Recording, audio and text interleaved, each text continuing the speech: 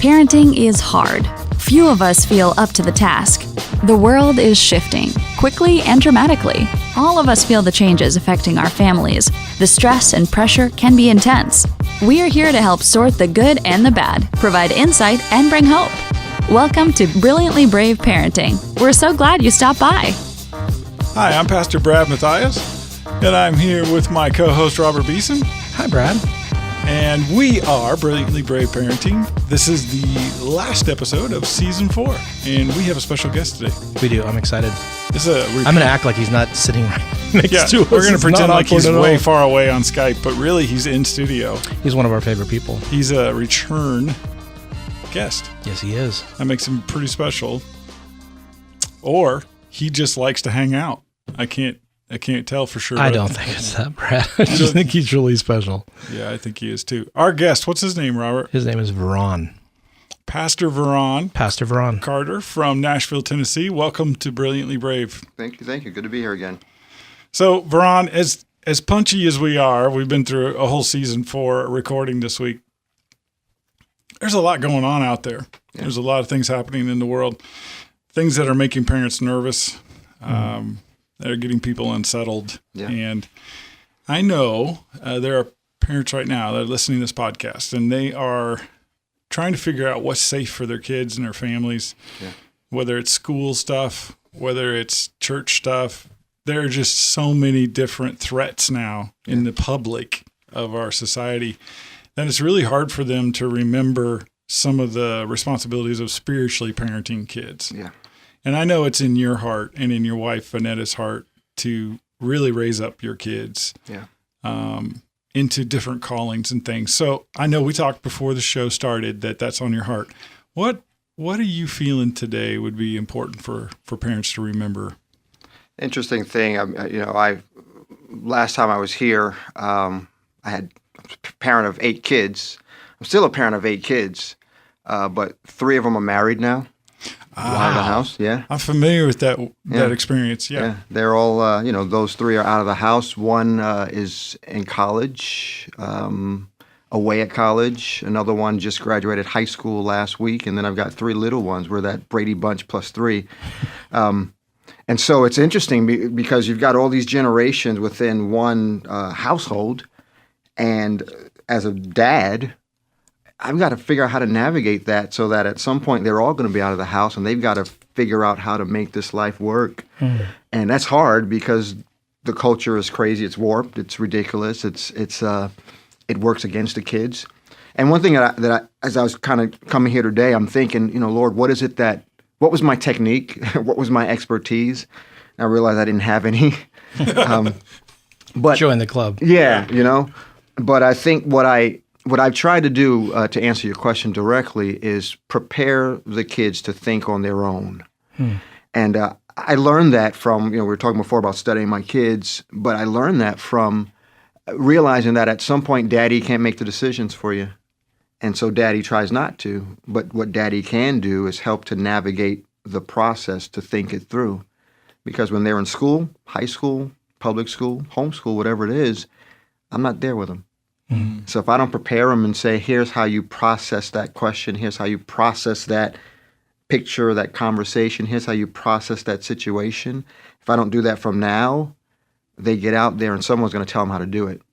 And it might be the wrong person. I'm so glad that you brought that up because I think that's something that I wasn't prepared for. I have 2 now that are out of the house. Yeah. And you go from parenting to kind of coaching, but letting them fall. And what does it look like for you? Give us some examples of things that you've done, specifically, if you don't mind, that have helped transition from the completely involved daddy does everything and takes care of everything and solves everything and whatever to allowing them some space or some rope to make their own thing happen. Funny, my wife said to me the other day, maybe 2 days ago, she said, I encourage the kids to come and talk to you, but they're afraid to talk to you because they know you're going to ask them questions. And that's what I do. They'll come and they'll ask, hey, Dad, can I do this? Or Dad, I want to do that.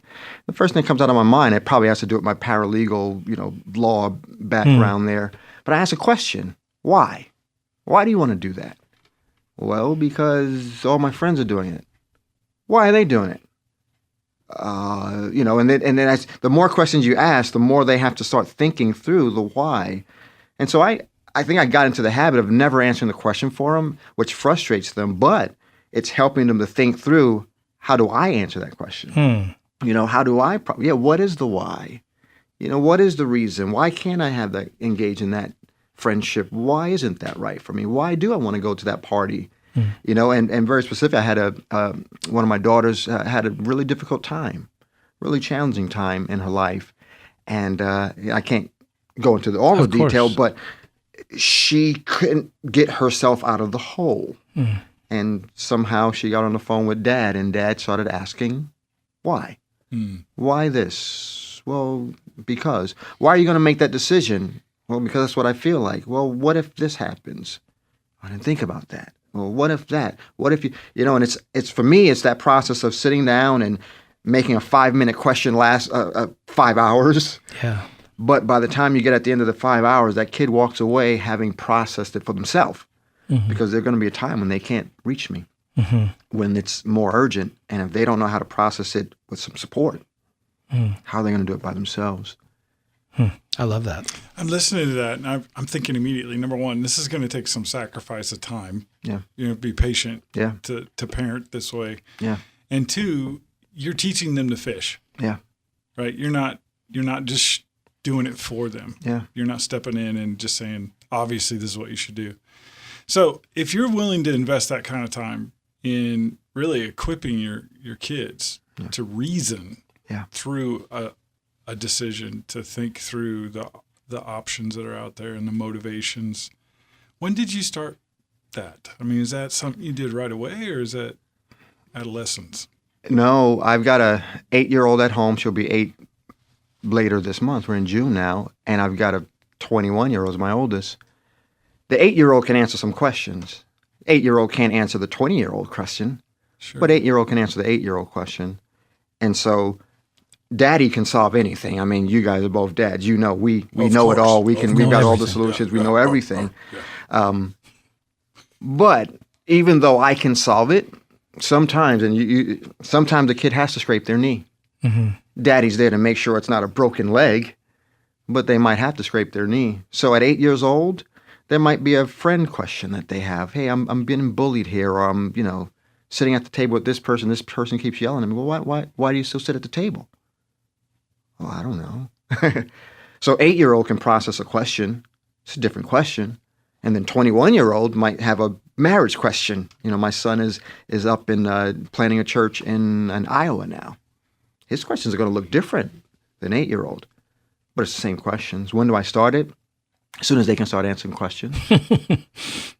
That's pretty early. It's pretty early. How do you deal with, let's say that they have made a decision and it's not the right decision, but they're old enough to make the decision on their own. It's hard to be quiet and silent about that sometimes. And I'm speaking from experience. This isn't just theory to me. I've been in those situations. How do you, when they come and say, they won't give you credit for like, I should have listened to you, but they realize that they've made a mistake. Sometimes it's hard as a parent to not jump in and go, I told you so. But I do. Do you really? I do. I am a big proponent of I told you so. And I do. Okay, and people that. say, you don't say that. No, you do. I do say that. Why? Because I need them to understand that Daddy has insight into your life that you don't have. Because I was thinking, it may not be the best analogy in these times, but there's an old Cosby Show episode where he's biting into a cake or something like that his wife had made, and then he hears the wife coming down, and he covers that space with icing so that no one knows that he took a bite out of that cake. And that's how we are in our lives. There's holes in our lives, and we can put nice icing over it to cover the hole so no one sees the holes. God gives parents a divine insight into their kids. And the kids will hide it and they'll fake it and they won't really acknowledge that we actually do know. And so what I do like to say is, I told you that this was in you. I told you this is your direction. You see, remember we had that conversation 2 years ago? And the kids will stop and they'll say, yeah. But what that does is that reminds them is that that parent does have insight into you. You can pull the wool over your own eyes. You can fake it. You can put on the mask. You can tell us think what you're pulling it over our eyes. And think you're pulling over our eyes. But I want to always say, nope, here's the point of reference. And God did that. God said, I told you back here, if you do good, you'll be blessed. I told you not to eat of that tree. Told you not to do it. And I told you what would happen if you did. And then we do it. And then he reminds us. And then he reminds us again. So for me, I do pull the I told you so. Or I told you. I don't do it as nana, but I do it as remember. I'm looking at your life. I've lived with you for 20 years or 10 years or 8 years. There's things I know about you that you won't admit about yourself. And you do need to know that if you really want to know what's in your heart, allow me to be a part of that Maybe process. I'm a good reference point. I might be a really good. I might have seen things that you didn't even see. That's really good. And it's countercultural to like this best friends mentality that we have in our culture sometimes of like, all right, it's okay. Everything's going to be, I mean, that's a difficult conversation. As difficult as it is to say, or to not say, you really shouldn't do this, or to ask those why questions, we want to say you shouldn't or whatever. I want to solve it. You want to solve it. It's just as difficult to jump in and go, I told you. Now, let's unpack that. That's a difficult conversation to have, but I think we've talked a lot on this podcast about the investment of time in our kids, and that's how, according to Brad, that's how you spell love. I spell it Love. Yeah. He says Time.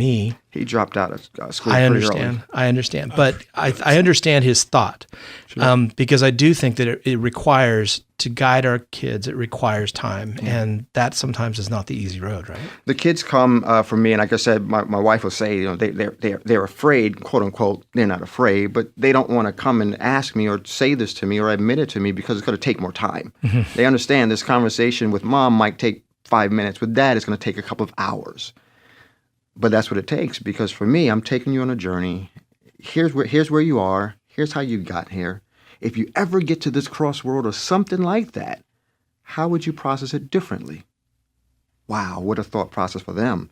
Here's where I am. I did stub my knee. It did hurt. Man, I'm somewhere where I don't want to be. But this might come about again. How do I make a different choice? If I solve it, they'll never know how to do that. One day I'm not going to be here. They've got to be able. That's my responsibility as a steward.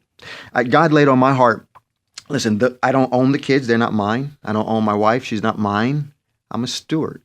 So I've got to treat them the way God would design them to be. And I take it seriously. It's very apparent. I'm listening, Veronne, to kind of how you're describing the interaction with your kids and really investing in them. That's what you're talking about. But you're also, there is a temptation to just answer the question or to just solve the problem for them and get back to whatever you were doing. It reminds me of pastoring. Yeah. This is a lot like pastoring, isn't it? It is. Yeah. Where sometimes you can see a solution for someone, but if you were to just offer that solution without them learning to process, persevere, and to go through the steps of discerning God's will for themselves, you've just trained them to come to you instead of God. And with kids, I'll even say I think it's a little bit different, because if I answer their questions, I probably repel them because they probably don't want to hear my solution. And it probably tells them, I don't want to go because he's not going to tell me what I want to hear. I really want to do the other thing anyway. So dad's desperately, definitively telling me not to go to that or not to date that guy. I don't want to hear that. So next time I got to date that guy, I'm not going to come to him. I would be a fool to think that they would follow everything I told them to do anyway. Yeah. It's interesting, right? How different each kid really is, personality-wise. Very much so. And how they respond. I know with mine, different children require different amounts of time. Yeah. And they had different tolerances Yeah. For that processing and sort of teaching moments. My oldest really likes that. Yeah. She really thrived off of that sort of learning by processing. My middle child, she not so much. Right. she wasn't digging this at all. Yeah. She just wanted an answer. Just tell me, Dad. So I've had some similar parallels with you. Caleb, my youngest, he's pretty mellow. He listened. So it is really unique, right? It is. And when they walk away, I've helped them process.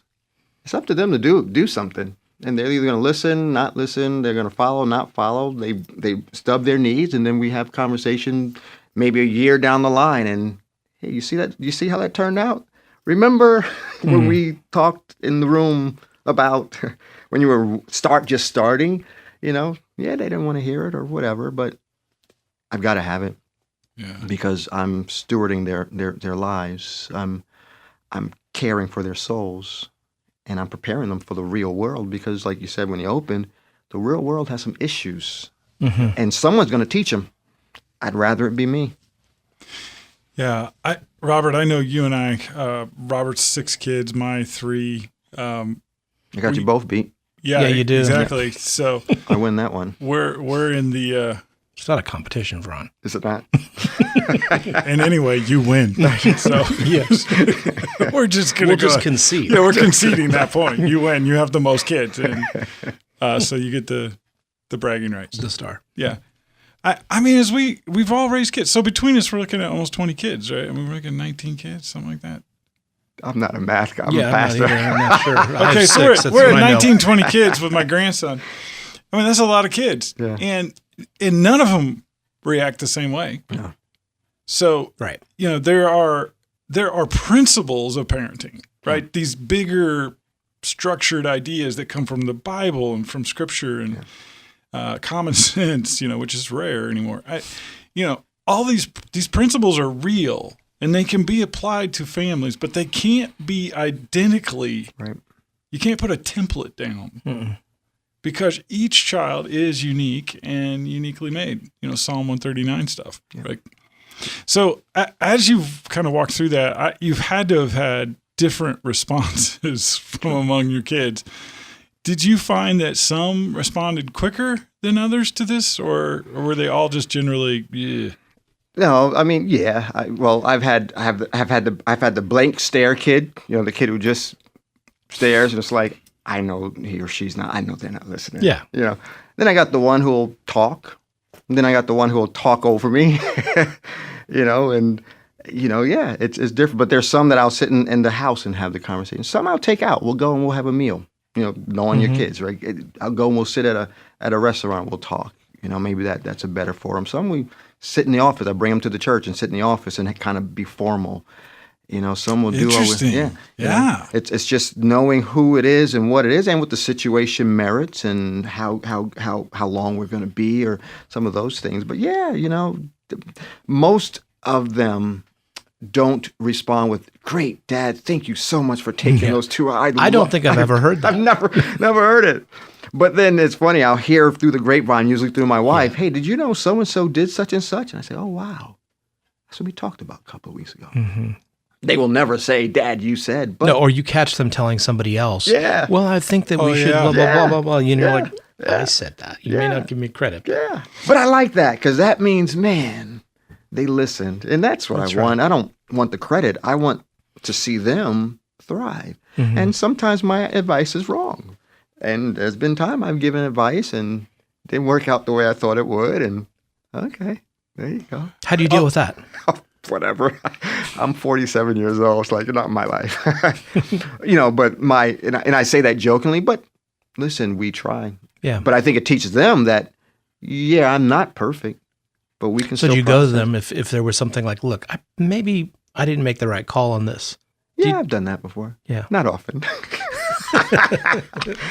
But I've done it before. Yeah. So what you're saying is you're not politically correct at all. I am probably You're not. like, no, I'm just, Yeah. I'm dad, and you're gonna have to deal with it. Yeah. I think there's a need as we look at parenting from a father's perspective that we have this sort of vision for our kids that we see beyond the here and the now. Really, that's what you're talking about. Absolutely. You're looking way down the road. Absolutely. And moms are really, really focused on the immediate, the needs of the child, like nurturing.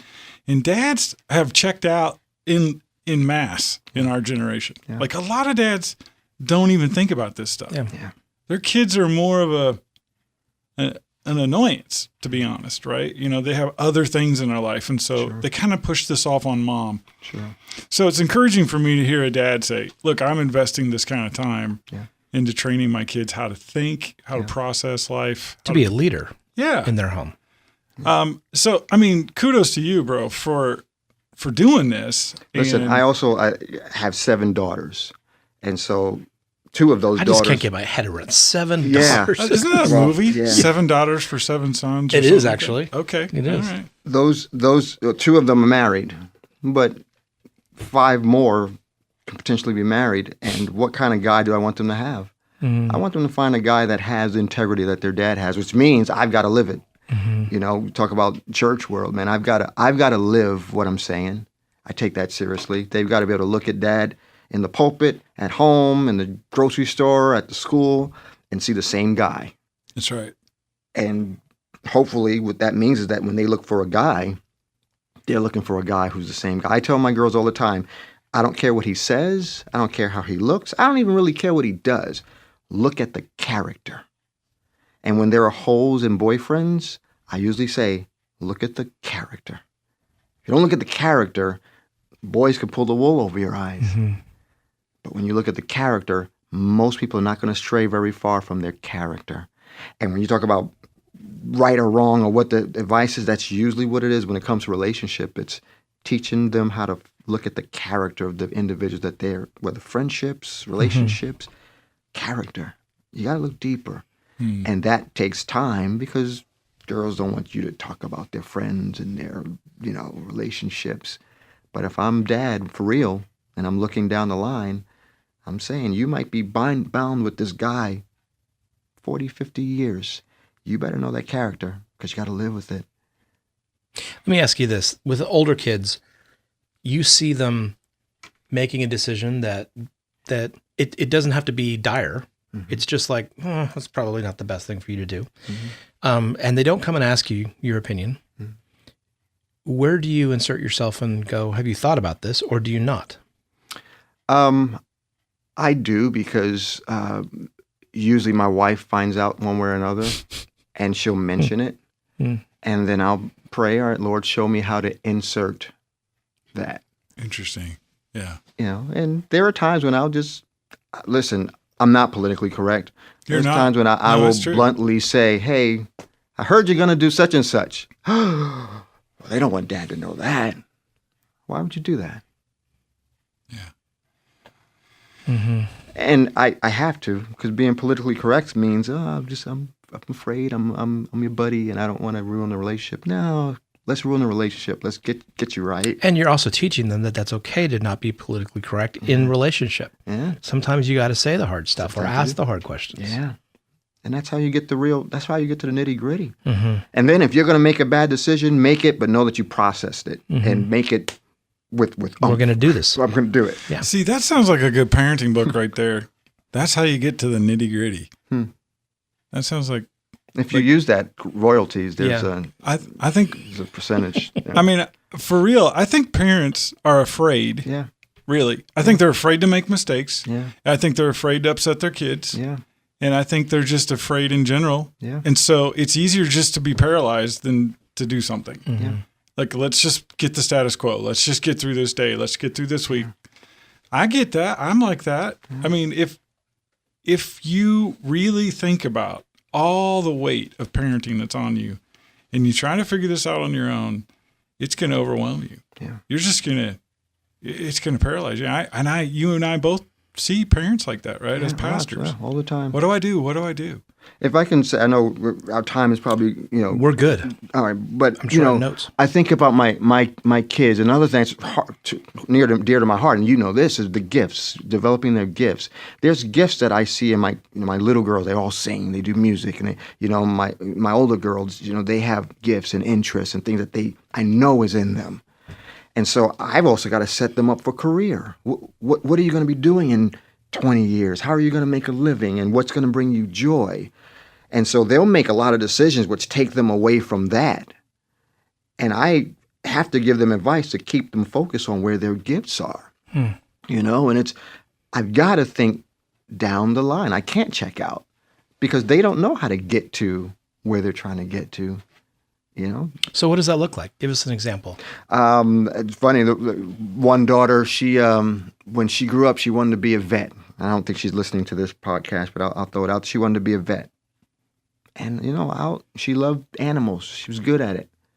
I'll encourage her in being a vet. And then she started making some weird decisions and choices of other careers she wanted to do. And I would ask, well, why are you doing that? What does that look? How does that have to do with what you're trying to get to? What you've said is your career. What you've always said was your heart. And and she'll make something up. Okay, well, go ahead, do your thing. And it's funny. I think it was last year. She made a statement, and she said she thanked. It was one of these sobby things, and I don't like being sobby. I don't cry or anything like that. But she said something to the effect of, "Dad, thank you for taking the journey with me of all these weird career choices that I've been taking and never judging me for it, allowing me to explore. But I'm, going to college now and I'm studying such and such." And when I saw what she was studying, knowing her character, in my mind, I said, that's it.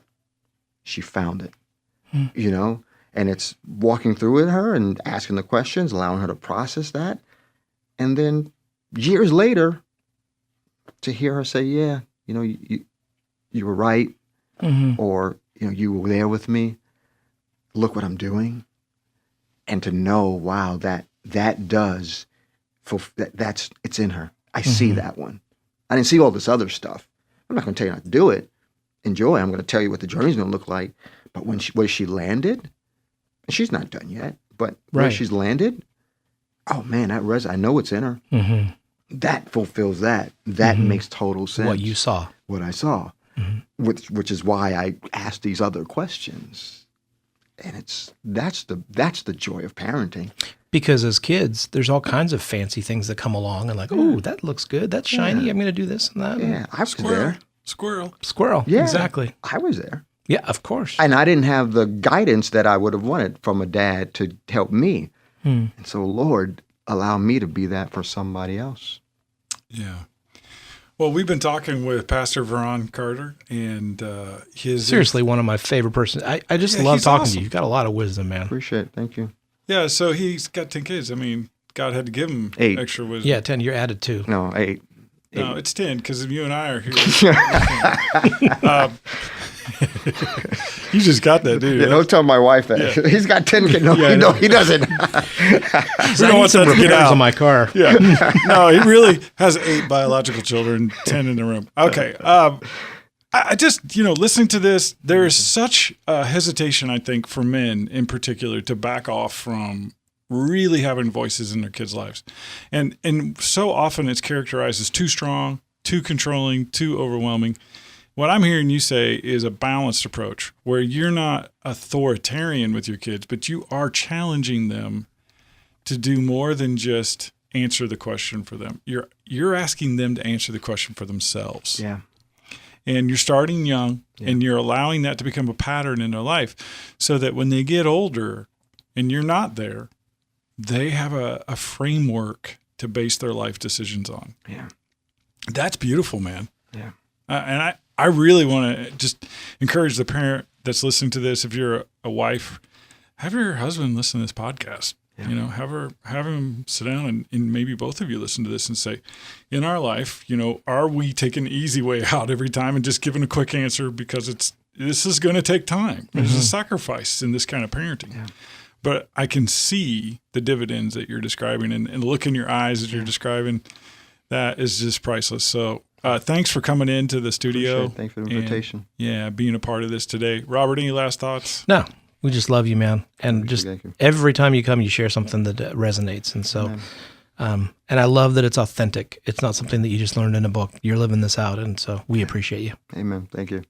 All right, everybody. Thanks for being a part of this season 4 of Brilliantly Brave Parenting. Please don't hesitate to share us with a friend on social media or to let a family member know that we're out there. We rely on you and your endorsements and encouragements. So God bless, and we'll see you next year.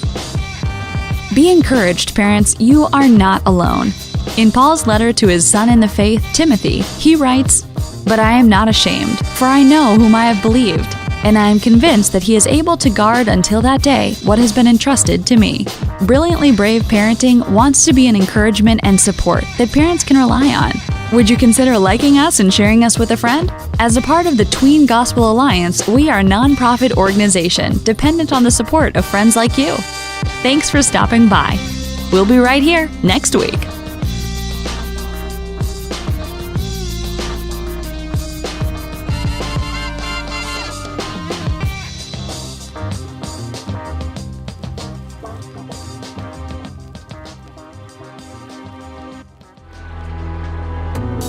Well, we're very excited to announce a partnership with the guys that we know from Boise, Idaho, Robert. Yes, we are. New release today. They're fantastic. Very, very relevant for what's going on. If you want to discover new music in the Christian realm, that's kind of the only place to go. Yeah, and not only do they have amazing music and amazing reviews and just a lot of information about Christian artists, but they are creating with us a brand new devotional product. Call it IRL Resources. Do you know what that stands for, Brad? I found out. You did? What does it stand for? It stands for In Real Life. That's exactly right, Brad. Very good. In real life, because a lot of times we have these standard devotionals that we see, and we thought that it would be kind of cool to use their expertise in Christian music, couple that with actual scriptural and devotional thought that digs you deeper, not only into the song, but incorporates it into real life. And so it's a very vibrant and very awesome resource for families and for pastors. Yeah, and so if you have a preteen or a teen in your home and you're looking for a new devotional to do weekly, we have a digital subscription online at irlresources.com. It's very inexpensive. The first study is free to check it out. There's nothing to lose. You should go there and see what's the latest thing in Christian devotional. Absolutely. You won't regret it. iShine is a faith-based ministry and media company that looks and feels a lot like a Christian version of Disney. iShine is more than entertainment. We're the producer of the largest Christian tween TV series in the world, a nationally syndicated radio show, a Nashville-based record label, host to multiple live tours and summer festivals, an interactive website and social media, and a provider of printed and digital devotionals, preteen Bibles, and church curriculums. But more than anything, we're a trusted Christian resource for parents and pastors. You can turn to us for all things tween. Check us out at ishinelive.com. What our kids believe is going to define them for a lifetime. According to George Barna, by the age of 13, what a kid believes is what he'll die believing. For parents and for pastors, that's a frightening experience, especially if you've got an 11 or 12-year-old. At the iShine Ministries headquarters, this became a huge priority in the last year. We partnered with the Tween Gospel Alliance to bring you a brand new resource known as the Shock and Awe Study Guide. And I'm here with one of the co-founders of this entire program, Robert Beeson. Can you tell us, what is the Shock and Awe Study Guide? It is awesome. More than that? Yeah. Okay. The Shock and Awe Study Guide is a super cool thing that either a parent can do with their kid, or a youth pastor can do with their students, or a children's pastor can do with their students. And here's the cool thing about it. It is apologetics for kids. So it's the really huge evidence and thoughts of apologetics wrapped in a way that is really tangible and simple for kids to understand, answering 4 primary questions. And they are, what if there's a God? What if the Bible is true? What if Jesus is who he said he was? And what if I'm part of that plan? And we believe if you can answer those 4 questions and you are drawn through evidence proving those 4 questions, that really it's gonna establish a pretty unshakable foundation of faith. That sounds very helpful, especially if you're a parent or pastor and you're concerned about the condition of your child's faith, what they believe, what the voices of culture are telling them. If that's you and you're interested, go to ishinelive.com and check out in our web store the Shock and Awe Study Guide. It has a digital cloud video base, so it's 4 studies in a small paperback volume for $9, and it has 4 videos that go with 4 studies. It can be done in a weekend, it can be done over a month, or it can be done bi-monthly, however you need it. It is a fantastic resource that I have used as a pastor in my own home church, and I have been impressed. So check it out. Check it out.